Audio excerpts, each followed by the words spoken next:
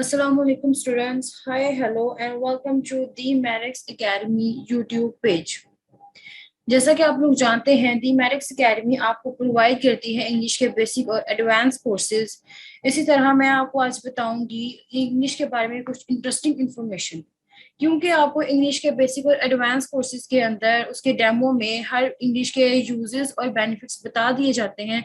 इसलिए बहुत सारी ऐसी चीजें जिसके बारे में बच्चे कंफ्यूज रहते हैं, तो वो मैं आज आपको इस क्लास के बारे में बताऊंगी। ये हेल्पिंग क्लास है जिसके अंदर मैं आपको बताऊंगी करेक्ट प्रोनाउंसिएशन, कुछ इंपॉर्टेंट हिंट्स और हमारी डेली लाइफ में यूज होने वाले सेंटेंसेस जो कि मोस्टली बच्चे मिस्टेक करते हैं। जैसा कि आप लोग जानते हैं हमारी एशियन इंग्लिश में और मॉडर्न इंग्लिश में अब बहुत ज्यादा डिफरेंस आ गया है। एशियन इंग्लिश के अंदर जो वर्ड्स बोले जाते थे, मॉडर्न इंग्लिश में उनको डिफरेंट तरीके से प्रोनाउंस किया जाता है। हमारी पूरी दुनिया पे जो इंग्लिश चलती है उसकी प्रोनाउंसिएशन बहुत चेंज हो गई है। स्पेलिंग्स तो वही है, बिल्कुल वही स्पेलिंग्स है जो हम पहले बोलते थे, ये एक्यूरेट स्पेलिंग्स है, लेकिन जो हमारे बोलने का तरीका है वो बहुत चेंज हो गया है। प्रोनाउंसिएशन में बहुत ज्यादा फर्क आ गया है। जिस तरह वाटर को प्रोनाउंस करते हैं वाटर, ओनियन को प्रोनाउंस करते हैं अनियन, वुमेन को प्रोनाउंस करते हैं विमन। जिस तरह हम लोग स्कूल या एकेडमीज में पहले बोलते थे एकेडमी रिकॉर्ड, अब उसको एकेडमिक रैकेट प्रोनाउंस किया जाता है। इसी तरह पेट्रोल को पेट्रोल प्रोनाउंस किया जाता है। बहुत सारे ऐसे वर्ड्स हैं जिनको हम लोग मोस्टली अपनी रूटीन लाइफ में यूज करते हैं, लेकिन उसकी प्रोनाउंसिएशन को चेंज कर दिया गया है। उसकी प्रोनाउंसिएशन चेंज करने से वो एशियन इंग्लिश से मॉडर्न इंग्लिश में कन्वर्ट हो गई है। जब भी आप लोग किसी नेटिव स्पीकर से बात करते हो वो आपसे मॉडर्न इंग्लिश में ही बात करेगा, लेकिन अगर आप लोग एशियन स्पीकर्स हो तो आप लोगों को समझ नहीं आएगी कि मॉडर्न इंग्लिश बेसिकली है क्या। प्रोनाउंसिएशन का दारोमदार पूरा हमारी स्पीकिंग के ऊपर है। इंग्लिश के सारे रूल्स एक दूसरे से बहुत ज्यादा कनेक्टेड हैं। जिस तरह स्पीकिंग लिसनिंग से कनेक्टेड है और रीडिंग राइटिंग से कनेक्टेड है। ये एक पूरी चेन है जिसके बगैर आप लोग पढ़ नहीं पाओगे। अगर आपकी स्पीकिंग अच्छी नहीं है तो आप लोग सुन नहीं पाओगे कि सामने वाला क्या बोल रहा है। अगर आपकी लिसनिंग अच्छी नहीं है तो आप बोल नहीं पाओगे। जब तक आपको यही नहीं पता होगा कि आपके प्रोनाउंसिएशन सुनने वाले से बिल्कुल मैच है तो आप लोग वो सुन नहीं पाओगे और जवाब दे नहीं पाओगे। इसी तरह रीडिंग का दारोमदार सारा राइटिंग के साथ है। अगर आप लोग अच्छे से लिख पाओगे, अच्छे से पढ़ पाओगे, तभी तो आप अच्छे से लिख सकोगे। बहुत सारे ऐसे वर्ड्स हैं जो कि हम लोग यूज करते हैं, लेकिन जब हम लोग उनको पढ़ते हैं तो हम लोग उस टाइम रट्टा मारते हैं, उसके बाद हमारे माइंड से आउट हो जाता है। इसी तरह मैं आपको कुछ यहाँ पर एग्जांपल्स दूंगी। जैसे कि आप लोग स्क्रीन पे देख सकते हैं, ये है हमारे मोस्टली कॉमन मिस्टेक्स और ये वो सारे सेंटेंसेस हैं जो हम लोग डेली लाइफ के अंदर यूज करते हैं। जैसे यहाँ पर फर्स्ट एग्जांपल आपके सामने है, पीपल इज, पीपल आर। लोगों को इस चीज का डिफरेंस समझ नहीं आता कि सिंगुलर क्या है और प्लूरल क्या है। लोग ज्यादा होते हैं, दैट मीन्स पीपल आर। वो है करेक्ट मिस्टेक, वो है करेक्ट सेंटेंस और पहली है मिस्टेक। इसी तरह अगर आप सेकंड सेंटेंस को देखेंगे तो वहां पे है I am agree and I agree. Both sentences are correct, लेकिन इसमें डिफरेंस ये है कि फर्स्ट वाले में शॉर्ट फॉर्म यूज की गई है। इंग्लिश के एक इंपॉर्टेंट रूल्स में ये भी एक रूल है कि हमें शॉर्ट एब्रीविएशन यूज नहीं करनी होती। हम लोग बोल सकते हैं शॉर्ट एब्रीविएशन, लेकिन हम लोग लिख नहीं सकते। हमें सेंटेंस को पूरा ही लिखना होता है। मोस्टली बच्चे ये बात नहीं जानते, ये लेकिन आपको ये बेसिक चीजों में बताई जाती है कि शॉर्ट एब्रीविएशन सिर्फ बोल सकते हैं, लिख नहीं सकते। हम लोग किसी को इंटरव्यू दें, किसी से बात करें तो हम शॉर्ट एब्रीविएशन यूज करेंगे बोलने में, लेकिन हम लोग उनको लिख नहीं सकते। इसी तरह जब हम लोग अपनी उर्दू लैंग्वेज को इंग्लिश लैंग्वेज में कन्वर्ट करते हैं तो हम लोग एक्यूरेट वर्ड्स इंग्लिश में लिखना भूल जाते हैं। जैसे कि आप फोर्थ वाला सेंटेंस देखें, I have 26 years old, I am 26 years old. First वाले में आई हैव 26 ईयर्स ओल्ड के मेरे पास 26 साल हैं, and I am 26 years old, मैं 26 साल का हूँ। जब हम लोग उर्दू लैंग्वेज को इंग्लिश लैंग्वेज में कन्वर्ट करते हैं तो हम लोग उसको एक्यूरेटली नहीं लिख पाते। हमें वो रिदम बनाना नहीं आता कि हमें वर्ड्स करेक्टली किस तरह लिखने हैं। इसी तरह अगर आप लोग सेवन सेंटेंस देखें तो उसमें you are happy, are you happy. You are happy हम लोग किसी तरह किसी भी इंसान को, चाहे वो सैड है या उसका मूड खराब है, अगर हम उसको जाकर कहें दैट यू आर हैप्पी तो वो समझ नहीं पाएगा कि आपने उससे क्वेश्चन किया है या उसको बताया है। इसलिए अगर आपको कोई ऐसी बात उससे करनी हो तो आप लोग उसको सवालिया फिक्रे में बोलोगे दैट आर यू हैप्पी, क्या तुम खुश हो। इसी तरह एट सेंटेंस में एवरी वन आर हैप्पी, हर कोई है खुश। अगर हम इसको उर्दू में करें तो बनेगा हर कोई है खुश, जबकि अगर आप देखें करेक्ट इंग्लिश में है एवरी वन इज हैप्पी, हर कोई खुश है।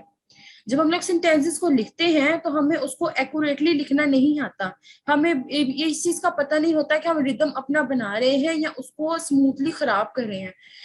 उर्दू को इंग्लिश में कन्वर्ट करने का मतलब ये नहीं है कि आपको पता ना हो कि नाउन कहाँ पर आएगा, वर्ब कहाँ पर आएगा, सिंगुलर कहाँ पर, प्लूरल कहाँ पर, is, am, are, this and that. ये सारी चीजें वो हैं जो आपको करेक्ट मॉडर्न इंग्लिश में यूज करना सिखाई जाती हैं। फॉर एग्जाम्पल, यहाँ पर आप 10th वाला सेंटेंस देखिए, how we call this word, हम इस लफ्ज को कैसे बुलाएं। सेकंड है, what do we call this word, हम इस वर्ड को क्या बोलते हैं। इन दोनों में डिफरेंस है। जैसे फर्स्ट वाले क्वेश्चन में रिदम्स मैच नहीं हो रहे हैं, वर्ड्स की एक्यूरेसी मैच नहीं हो रही, पता नहीं चल रहा कि वो उर्दू में क्या बनेगा, इंग्लिश में क्या बनता है। इसी तरह सेकंड वाले सेंटेंस में what do we call this word, हम इस वर्ड को क्या बोलते हैं, ये एक सवालिया फिक्रा है सीधा सीधा। इसको हम उर्दू में भी करेंगे तो हमें पता होगा कि हम इसमें क्या बोल रहे हैं, और ये बिल्कुल एक्यूरेट इंग्लिश है। बेस्ट इंग्लिश में और बैरर इंग्लिश में बहुत ज्यादा डिफरेंस है। जो पहले इंग्लिश हम लोग बोलते हैं यानी कि ancient English native normal speakers की, वो होती है हमारी बैरर इंग्लिश। लेकिन उसको बेस्ट इंग्लिश में कन्वर्ट करने के लिए ये बहुत जरूरी है कि हमारी मिस्टेक्स ना हो, हर हम लोग एक्यूरेटली हर चीज बोलें। सेकेंडली, मैं आपको बताऊंगी इंग्लिश के कुछ ऐसे इंपॉर्टेंट हिंट्स जो कि आपको क्लास में तो सिखाए और बताए जाते हैं, लेकिन इस इंटरेस्टिंग इन्फॉर्मेशन को आपको किसी ने भी आज तक शेयर नहीं किया होगा। जब आप लोग किसी भी इंग्लिश के कोर्स को ज्वाइन करते हो, जैसे आप लोग बाय आइट्स के इंग्लिश लैंग्वेज के कोर्स लेते हो, तो उसके अंदर आपको वो 6 8 में भी ये सारे हिंट्स नहीं बताते जो कि मैं आपको इस क्लास में बताऊंगी। इसके जो इंपॉर्टेंट हिंट्स है वो ये है, that do not repeat the words. English का एक रूल है जिसमें आप लोग उसके वर्ड्स शेयर रिपीट नहीं कर सकते। फॉर एग्जाम्पल, मैं आपको यहाँ पर एग्जाम्पल देती हूँ कि मैंने अपने कजन को एक वॉच गिफ्ट की। I have gift watch to my cousin. ठीक है, मैंने अपने कजन को एक गिफ्ट वॉच की। उसमें अगर मैं ये कहूँ that the watch has beautiful strap, beautiful stones, beautiful screen, beautiful needles, beautiful colour, beautiful packing, और अगर मैं हर चीज में बार बार ब्यूटीफुल का वर्ड यूज करूंगी तो वो एक्यूरेट सेंटेंस नहीं है, वो एक्यूरेट इंग्लिश नहीं है। इंग्लिश का एक रूल है कि वर्ड्स को रिपीट नहीं करना, सिनोनिम्स को यूज करना है। सिनोनिम एक बहुत इंपॉर्टेंट चीज है मॉडर्न इंग्लिश के अंदर। हम लोग बिल्कुल भी ब्यूटीफुल को बार बार यूज नहीं कर सकते, उसके साथ पैराग्राफ की सेंटेंसेस की एक्यूरेसी जो है वो खराब हो जाती है।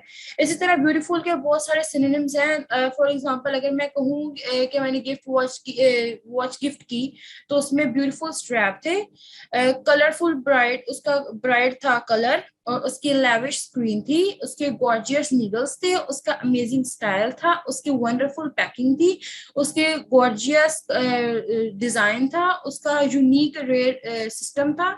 ये सारे वो वर्ड्स हैं, सिनोनिम्स हैं जो कि हम लोग ब्यूटीफुल की जगह पर यूज कर सकते हैं।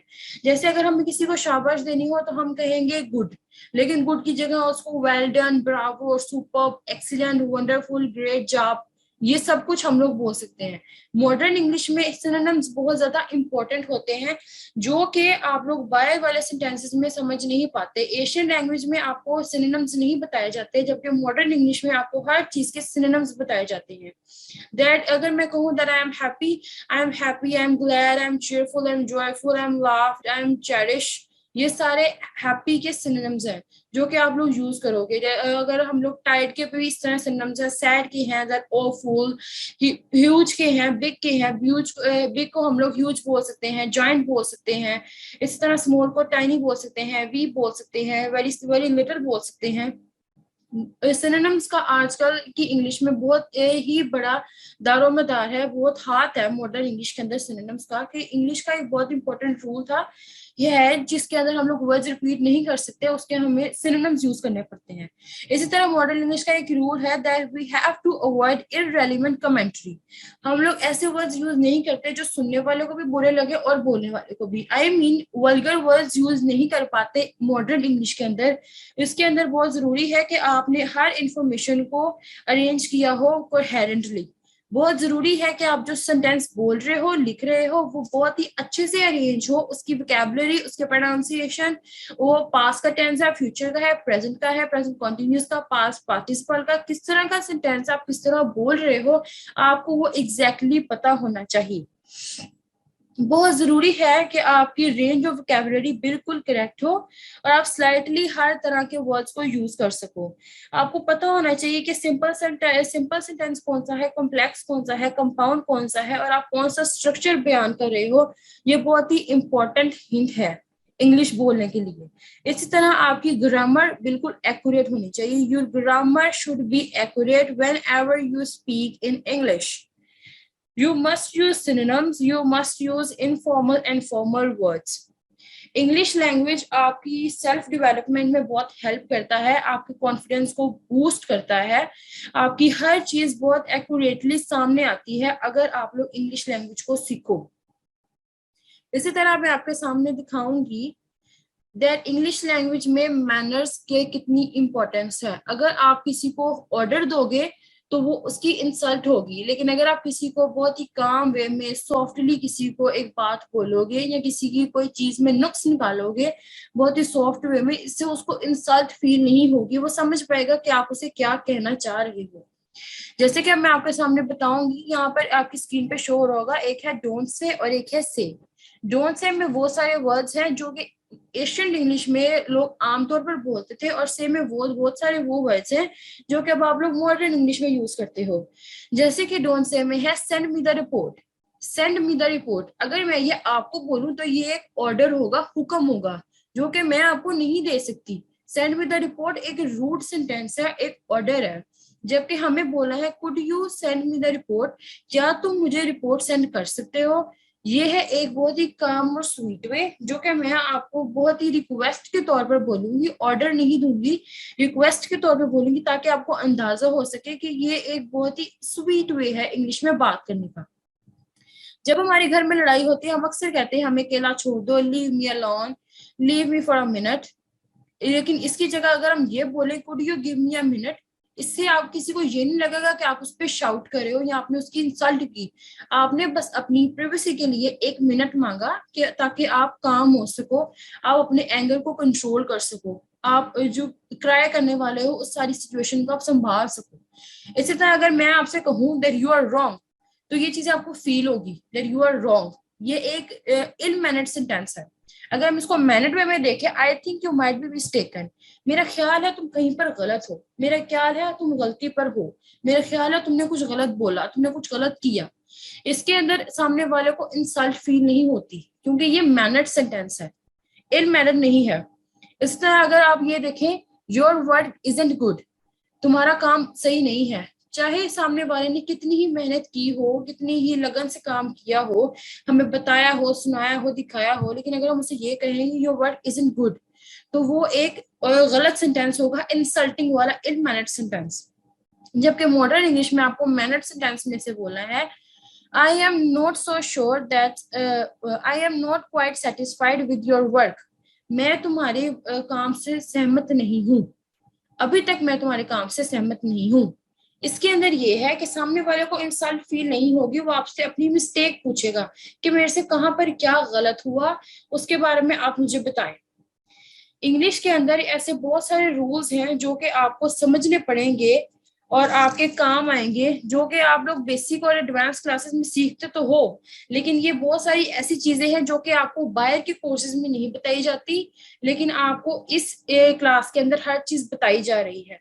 हम अपने नॉर्मल लाइफ में बहुत सारे ऐसे वर्ड्स यूज करते हैं, जैसे कि हमें अगर कोई पैराग्राफ सीखने हैं, या बहुत सारे ऐसे वर्ड्स हैं जो हमारी नॉर्मल लाइफ में आते हैं, more over, how over, nevertheless, nowadays, so basically I believe your point of view, people point of view, importantly, finally, overall, would not, furthermore, should, being, must not, would not, might be, ये बहुत सारे ऐसे words हैं जो कि हमारी routine life का हिस्सा है। अगर हम उर्दू में देखें तो ये हमारे उर्दू लैंग्वेज का हिस्सा है, लेकिन बहुत सारे लोग इसको इंग्लिश में बोलना भूल जाते हैं, क्योंकि आपको ये नहीं पता होता कि आपके प्रेजेंट में, आपके पास्ट में और फ्यूचर टेंसेस में क्या क्या मिस्टेक्स हैं। आपके सेंटेंसेस को एक्यूरेट करने के लिए आपको पता होना चाहिए कि प्रेजेंट का, पास्ट का, फ्यूचर का सेंटेंस कौन सा है, उसके पार्टिसिपल्स कौन से हैं, उसके कंटिन्यूस सेंटेंस कौन से हैं। जब तक आपके वो एक्यूरेट नहीं होंगे आप लोग इन वर्ड्स को बीच में यूज नहीं कर सकते, जबकि आपकी लैंग्वेज में, मॉडर्न इंग्लिश में, ये वर्ड्स बहुत ज्यादा इंपॉर्टेंस रखते हैं। जब भी आप किसी को कोई चीज एक्सप्लेन करते हो या कुछ चीज लिख कर बताते हो तो आपकी राइटिंग में बहुत ही ज्यादा काउंट होता है। जैसे कि अगर मैं फर्स्ट पैराग्राफ लिखूं, उसकी मैं हेडिंग दूंगी फर्स्ट पैराग्राफ, सेकंड और थर्ड, और अगर मैं उसमें ये लिखूं कि again and again, in addition to that, ये बहुत ज्यादा काउंट होता है। इसके अलावा इसी तरह उसी जगह मैं यहाँ पर लिखूंगी मोर ओवर, इसी जगह मैं लिखूंगी after this point, root points, main points, basically, principally, importantly, ये सारे वो वर्ड्स हैं जो कि हमारी राइटिंग में बहुत ज्यादा काउंट होते हैं।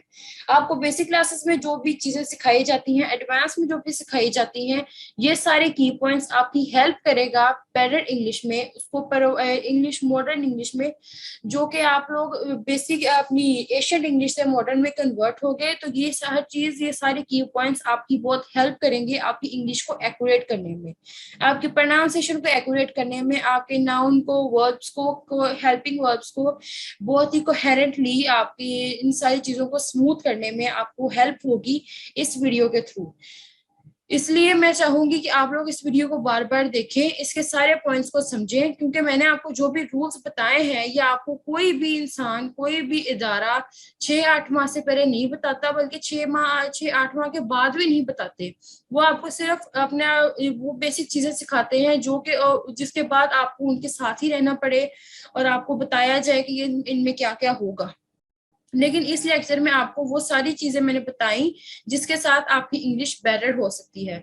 स्पीकिंग, जितनी ज्यादा आप स्पीकिंग करोगे उतनी ज्यादा आपकी लिसनिंग अच्छी होगी, क्योंकि जितना ज्यादा आप बोलोगे, आप सुनोगे, तो आपको पता चलेगा कि सामने वाला क्या बोल रहा है। आप तेज तेज बोलोगे, नेटिव स्पीकर्स की तरह प्रोनाउंस करोगे, इसी तरह जब आप नेटिव स्पीकर का सुनोगे तो आपको पता होगा कि सामने वाले ने आपसे क्या पूछा, तो आप उसका आंसर कर पाओगे। इसी तरह आप जो लिखोगे, जो पढ़ोगे, और आप लिखोगे तो वो आपकी हेल्प करेगा आगे पढ़ने में। जो चीज हम लिख के भूल जाते हैं वो हमारे किसी काम की नहीं होती, इसे हमें जो चीज याद रहे हमें वही काम आती है। इसी तरह इंग्लिश लैंग्वेज को एक्साइटेड होकर पढ़ने की कोशिश करें। जो भी इंसान इंग्लिश लैंग्वेज को एक्साइटमेंट के साथ पढ़ता है, एक्साइटेड होकर इंग्लिश की क्लास अटेंड करता है, मेरे सारे स्टूडेंट्स जो भी एक्साइटेड होकर सीखते हैं, उनको इस बात का पता होता है कि जो चीज हमने एक्साइटमेंट के साथ पढ़ी वो हमें हमेशा याद रहेगी। इंग्लिश लैंग्वेज को इस तरह पढ़ें कि आपको एक ही दफा पढ़नी पड़े और कभी ना भूलें। जिस तरह हम उर्दू लैंग्वेज को 5th क्लास तक हम जितना उर्दू को पढ़ लेते हैं ना, हमें मैट्रिक तक वो याद रहती है। उसके बाद हम जब जब उर्दू पढ़ते हैं हमें वही काम आती है जो हमने स्टार्टिंग में पढ़ी थी। इसी तरह इंग्लिश लैंग्वेज भी है, आप जितना उसको एक्साइटेड होकर पढ़ोगे वो आपके लास्ट तक उस तरह ही काम आती रहेगी जो आपने एक दफा पढ़ ली। जब आपको एक चीज में रवानी हो जाएगी तो आपको बिल्कुल भी मुश्किल नहीं होगी इंग्लिश को सीखने में। इंग्लिश आपकी एक ऐसी इंपॉर्टेंट लैंग्वेज है जो कि वर्ल्ड वाइड बोली जाती है, चलती है, इस्तेमाल होती है। इंग्लिश का सीखने का खाली ये मकसद नहीं है कि आप लोग फॉरेन ट्रिप्स पे जाओ और आपकी हेल्प हो, बल्कि इंग्लिश लैंग्वेज के साथ आप लोग अपने मुल्क का पैगाम बाहर पहुंचा सकते हो, बाहर के मुल्क का अपने मुल्क में पहुंचा सकते हो। इंग्लिश लैंग्वेज की इतनी ज्यादा इंपॉर्टेंस है कि शायद आप लोग सोच भी नहीं सकते। अपने आप को यूजलेस ना समझे बल्कि यूजफुल समझे। अगर आपको इंग्लिश लैंग्वेज आती है तो आप इतने यूजफुल इंसान हो जितना कि एक कंप्यूटर है, जितना कि मोबाइल है, इंटरनेट है, उतने ही यूजफुल आप हो अगर आपको इंग्लिश लैंग्वेज आती है। आई होप इस वीडियो ने आपकी हेल्प की होगी, आपको सारे इंपॉर्टेंट हिंट समझ आए होंगे, आपको वोकैबुलरी समझ आई होगी, आपको आपकी जो मोस्ट कॉमन मिस्टेक्स हैं जो आप डेली रूटीन लाइफ में करते हो आपको वो समझ आई होंगी। आपको हर मैनर्ड और इल मैनर्ड सेंटेंसेस का पता चला होगा। आपको पता चलेगा कि आपने ऑर्डर किसको करना है और आपने काम वे में किस तरह सेंटेंस बोलना है, ताकि बिल्कुल भी ऐसा ना लगे कि आपकी जो लैंग्वेज है वो बुरी है, अच्छी नहीं है। बिल्कुल भी रिलक्टेंट फील नहीं करना जब आप किसी को इंग्लिश में कोई बात कर रहे हो। इंग्लिश लैंग्वेज आपको कॉन्फिडेंस बूस्ट करती है, आपकी सेल्फ डेवलपमेंट में हेल्प करती है। इसीलिए आप लोग बिल्कुल फ्री होके अपनी लैंग्वेज को, जिस तरह आप उर्दू बिल्कुल फ्री होके बोलते हो, आप इंग्लिश भी उसी तरह फ्री होके बोलोगे तो आपका कॉन्फिडेंस बहुत ज्यादा बूस्ट होगा। आपको पता चलेगा कि आपने वाकई ही कुछ सीखा है। आई होप आपको इस वीडियो ने बहुत ज्यादा हेल्प की होगी और आपको हर वो चीज समझ आ गई होगी जो मैंने आपको सिखानी चाहिए। आप तक मेरा पैगाम बहुत ही क्लियर वे में पहुंच गया होगा। और अगर आप चाहते हैं कि आपको इसी तरह की इंफॉर्मेटिव वीडियोस मिलती रहें तो हमारे चैनल को सब्सक्राइब करें, इस वीडियो को लाइक करें, ज्यादा से ज्यादा शेयर करें एंड कमेंट बिलो कि आपको ये वीडियो कैसी लगी। Thank you so much.